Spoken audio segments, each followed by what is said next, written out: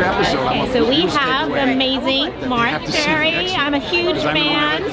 Thank you. Desperate Housewives, Devious Names, and now Why Women Kill. This is exciting. So I know you do a lot of these very female-centric shows. So what made you want to do this new show, the Why Women Kill? I became fascinated with the concept of examining women's roles over the decades. How women in each era have different expectations of what their lives will be, how their marriages should work, and I thought really developing a soap opera that takes place in 3 different time periods, but all the storylines are connected by one theme, I thought that could be fascinating. And I must say, it's turned out beautifully. I'm very, very happy with our show. Decades. This is very different from your other shows. Now, these 3 women that you have, you got the 60s, you got the 80s, you got the 90s. Now, are they going to be somehow connected? Is that something, or are they 2 or 3 totally separate lives that we're going to be following? The show is about 3 women in 3 different decades, but they're all connected because they live in the same house in Pasadena. So I have gotten to build the same set 3 times, decorated 3 completely different ways, and it becomes this interesting bit of irony in the show that all of these 3 women live in the same place and they're all dealing with the same issue, which is infidelity. Wow. Now that's a common theme in your other shows too. Are we going to see a little bit of quirkiness, kind of like what we've seen in the other shows as well? That type of element, or is it going to be dark? Definitely this show plays to my strengths, which are mixing comedy with drama. There will be a lot of emotion mixed with some just wicked, wicked behavior. And every single storyline ends with a death. Oh, yeah. So every episode will have a death. Every storyline. Every storyline. I'm sorry. Every storyline will end with a death.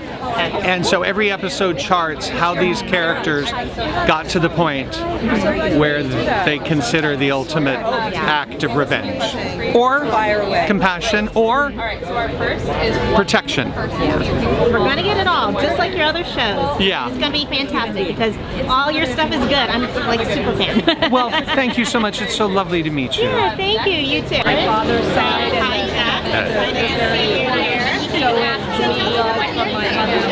The character I play is called Carl Grove, and I'm married to Lucy's character Simone, and we are, to all intents and purposes, apparently very happily married and have been for. I am her 3rd husband, so maybe the 3rd one's a charm. We'll see. And we live in the 80s, and we're very we're fond of the material things in life. But then it turns out I have betrayed her in a pretty fundamental way, and we have to pick up the pieces and move from there with varying degrees of success. I noticed on the movie poster she's holding a bottle of poison. Yes. So, do you somehow manage to magically escape the poison during the season, or how did that work? It may not be even me who dies, or maybe it is. But I don't. If I was to die, it wouldn't be in the 2nd episode. Yeah, I can tell you that much. Yeah. So are there more people like that we're gonna die make you than laugh just a lot in the beginning, and then husbands we're may gonna not die. drop you on There your might be back. attempts. Are there several? Possibly. Oh gosh, we have to watch it in order You to do. find out. I'm afraid you do. Jeez. And what A attracted real you to hunger this to see project? number 2, and then 3, 4, 5, 6, 7, Well, 8, 9, 10. Mark Cherry, Lucy Liu, Thank you.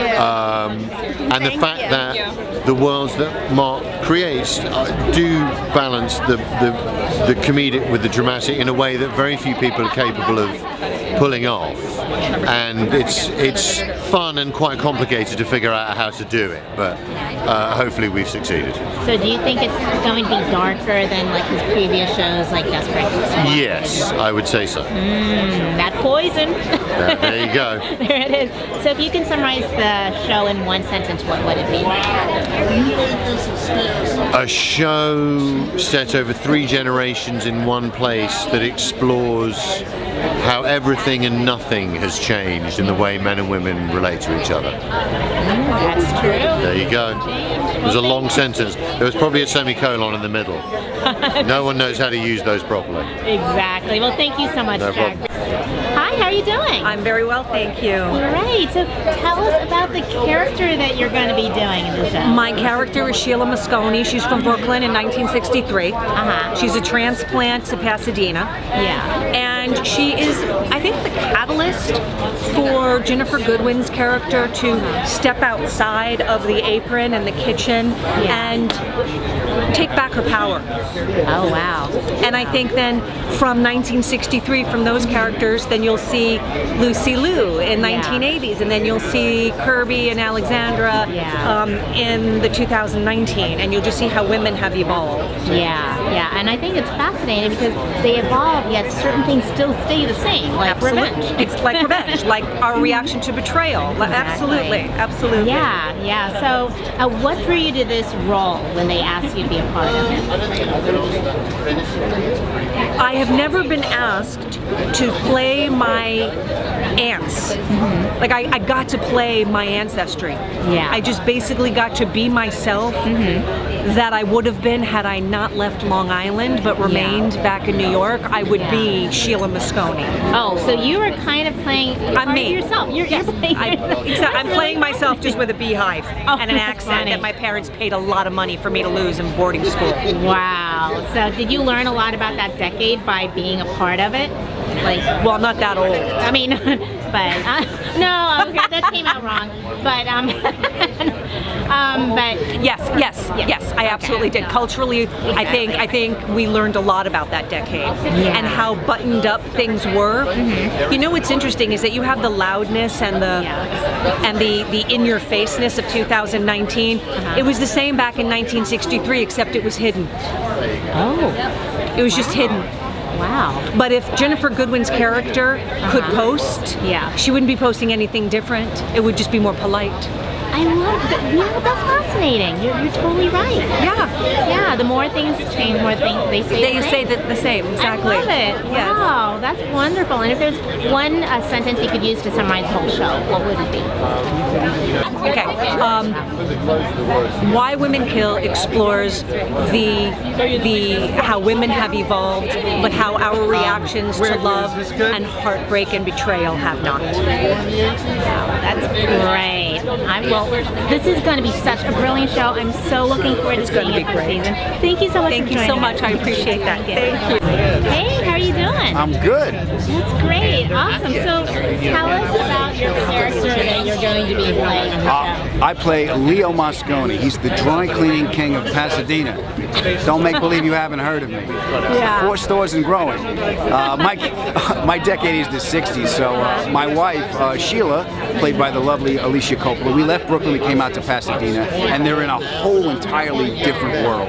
We meet the neighbors, and then things go slightly awry.